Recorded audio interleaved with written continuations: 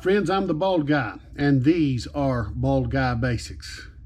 Today I'm going to be reviewing for you a product that if you do shop work where you're forming especially wood into any kind of rounded shapes, here is a very handy tool for you to have. I'm going to be reviewing the Win 5 amp drum sander. I'll show you how I started. I've mentioned many times I inherited quite a bit of my tools, and one of the tools I inherited after the death of my father was his old-fashioned 6-inch belt sander, one of those tabletop belt sanders. And when I started trying to make knife handles, one of the things I wanted to do was to cut finger grooves. Well, I didn't have anything but this belt sander, and you know, this big wide belt sander, where it curves on the end, the radius is about like this. It was the only curved sanding surface I had, unless I wanted to do this by hand. So to start with, I took a piece of pine and said, well, I'll make myself like a letter opener, and I made this. But if you'll notice here, the finger grooves, which came out all right, except there are 3 of them. And the reason there are 3 of them is not because I'm missing a finger. It's because the radius was so large, I could not cut a small enough arc into my handle, so I just had to deal with what I had. I began to look at drum sanders, and if you look on Amazon, what I found, they start out at over $100 for most tabletop models. I've got my phone sitting here, a spindle sander they're also called. I see one for $125. I see another one for $208. Okay, I've hit something here. I've got advertising. $161. Now here's some for $1,000. So these are out of my price point. And then I looked. Win also offers what they call a portable oscillating sander, a spindle sander. And for less than $50, does have free delivery included. This particular one, $47.95. I said, I'm going to give it a try. Now, let me offer a couple of caveats to my approach. Number one, I am not a professional woodworker. I'm not a professional knife maker. I do this as a hobby from time to time. So I might make a knife this week or even this month and not use it again.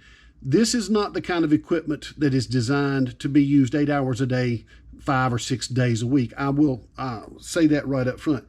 However, and the other thing is, I don't have the budget for $200, $300, $400, $500 or $1,000 piece of equipment, because you need more than one piece of equipment to do most jobs. This particular piece of equipment for less than $50 has served me quite well with the parameters that I have established. So I'm going to show you this. I'm going to move the camera here and show you on the workbench what I've got, how it's set up, and how it can be used.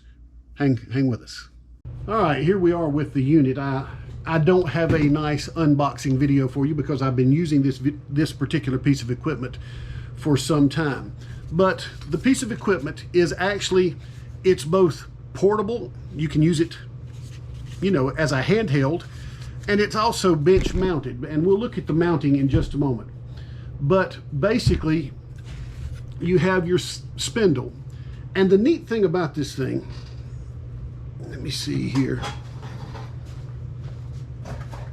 I should have everything in place, I guess, when I start. The neat thing about this spindle, it offers you the ability to change up the size of what you're sanding.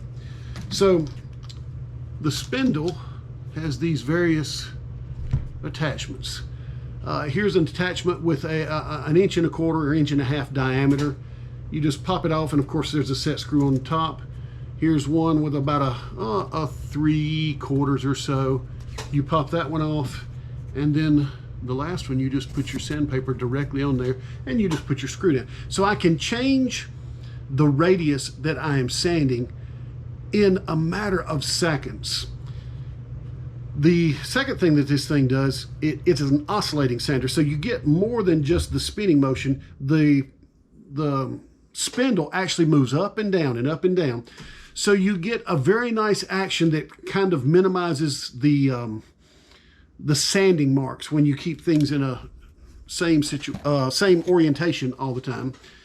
And then you can also have this attachment that you can slide on here. There are two little set screws, wing nuts, that go on here, and you can slide this thing back and forth so that you want to sand a piece of material. You can control the amount of contact that you have. You can have it where it's just barely kissing it, or you can have a much deeper connection. I use this thing without this because of I'm manipulating things by hand when I use it, so typically I will not have that attachment on. The other thing that is very, very nice about this, well, there's a couple other things. There's a little roller control here. It's not a switch, a dial, like a volume dial, but it's a speed dial. So you can vary the speed at which your spindle is turning. And the other nice thing is on the back side here, you've got an exhaust port. So if you have a shop vac, or I actually use an old Dyson Sphere vacuum cleaner down here, it's not as loud as a shop vac. I just hook my hose up, got a nice little adapter here. If the hose doesn't fit exactly, duct tape, man, you can do wonderful things here. But it pulls the sand away from your from the material that you're working on without broadcasting it all through your shop. So that's another nice feature for this. But one of the nicest feature is how this thing actually mounts to a workbench. So I'm going to move over to the workbench and show you our mount. All right, here we are on the workbench. And first of all, let me point out, I have cleaned my workbench. You should consider yourself privileged. I don't do that very often. Now, my workbench is simply a 2x4 frame with 2x6s as a top. So the face of my frame here is 2x4. The way this thing is designed is really neat. It comes with a nice rubber pad that you simply set down. That helps with vibrations. It helps give you a secure contact. And it comes with these two brackets. The brackets, there are holes in the front of this thing.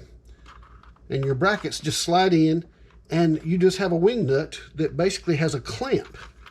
So I'm going to do this in real time here. Back my wing nut off.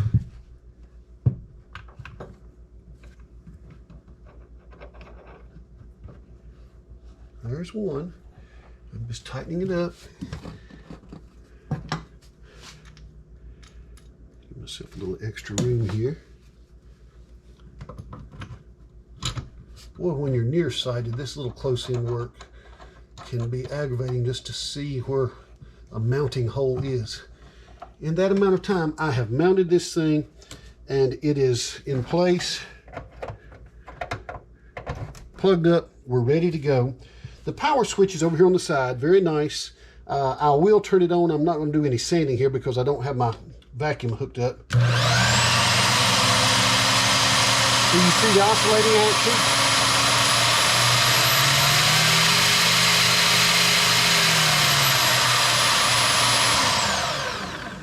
And you're able to do finely detailed work that you just can't do without it. So other tools just don't offer me the same fine tuning. Now I have power drills with, I've got sanding drums that I can put onto a drill, but I cannot hold it. I have a good solid surface here that really gives me the stability I need when I'm working something as small as this.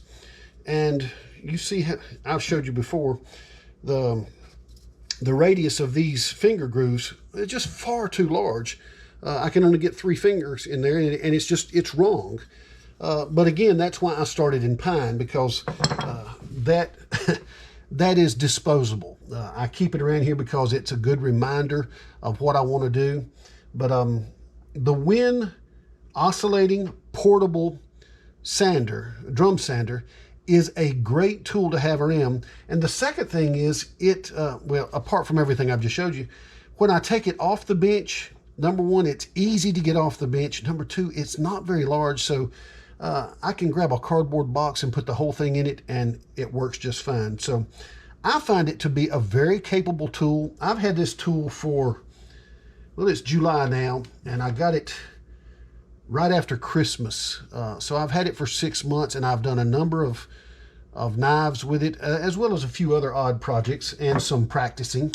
And I have found it to be more than capable for my needs. Again, I'm not doing industrial level work here, so I don't particularly need industrial level tools. I admire those who, show you their professional grade tools. Well, that's great. But I'm an amateur. I'm a hobbyist. And this has been more than sufficient for my needs. So I do recommend this tool if you're operating, as I am, under limited demand and you're not using it 8 hours a day, 5 or 6 days a week.